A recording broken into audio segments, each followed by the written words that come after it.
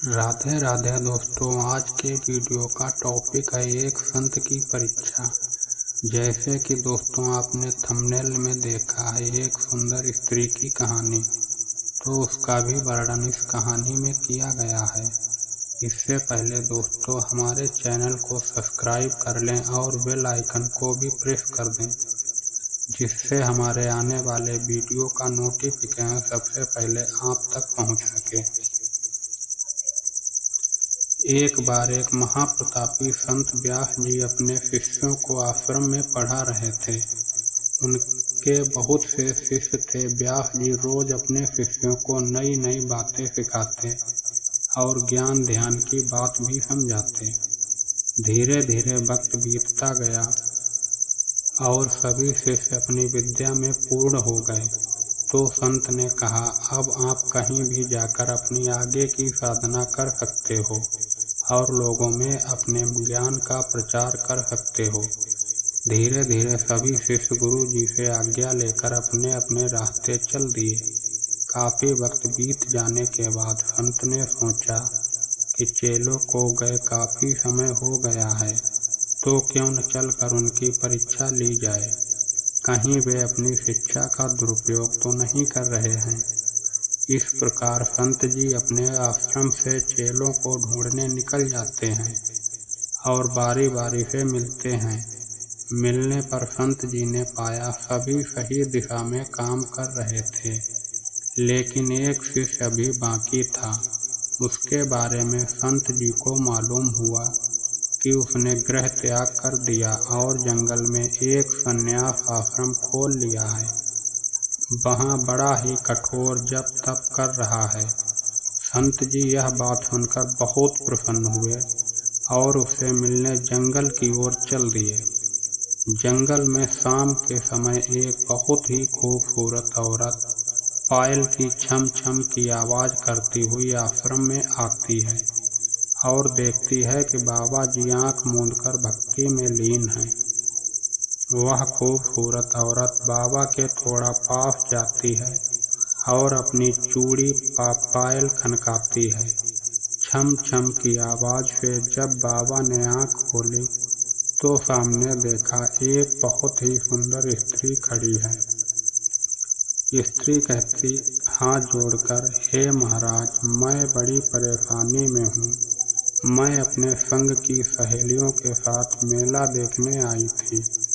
रास्ते में इतनी भयंकर आंधी तूफान और बरसात होने लगी कि हम सब आपस में बिछड़ गए। न जाने कौन किधर चली गई और मैं भटकती हुई इस बियावान जंगल में आ गई। अब तो अंधेरा भी होने लगा है, तो कृपा करके मुझे आज की रात आपकी कुटिया में बिताने दो, तो आपकी बड़ी कृपा होगी।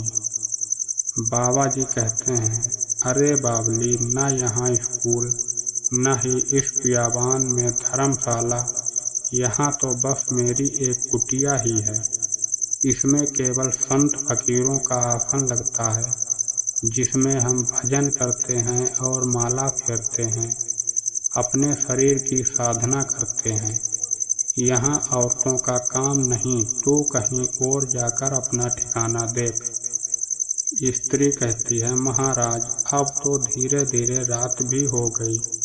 मैं अकेली अबला नारी कहाँ जाऊंगी।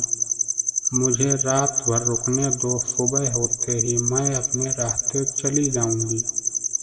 बाबा जी कुछ सोचते हुए कहते हैं, चलो एक काम करो, मेरी आहन की माला बाहर लाकर रख दो और तुम कुटिया में जाकर सो जाओ और सुबह तक बाहर मत निकलना। अंदर से कुंडी लगा लेना। हाँ, मैं बार बार कह रहा हूँ, रात को बाहर मत निकलना, क्योंकि मेरी भक्ति में बाधा उत्पन्न होती है। स्त्री कहती है, ठीक है महाराज। स्त्री दरवाजा बंद करके कुंडी लगाकर सो जाती है। इधर बाबा जी अपने ध्यान में भजन करने लगते हैं। आधी रात तक तो भजन करते हैं, फिर अचानक बाबा जी को स्त्री का ख्याल आने लगता है। बाबा जी के मन में कपट आने लगा। और उसके कदम कुटिया की ओर बढ़ने लगे। वहां जाकर दरवाजा खटखटाने लगा, लेकिन बहुत दरवाजा खटखटाने पर भी स्त्री ने दरवाजा नहीं खोला। तो बाबा को बड़ा ही गुस्सा आया और हथौड़े से दरवाजा तोड़ने लगा। काफी मेहनत के बाद दरवाजा टूट गया। रात के समय कुटिया में बहुत अंधेरा था, तो बाबा ने दीपक ढूंढकर जलाया।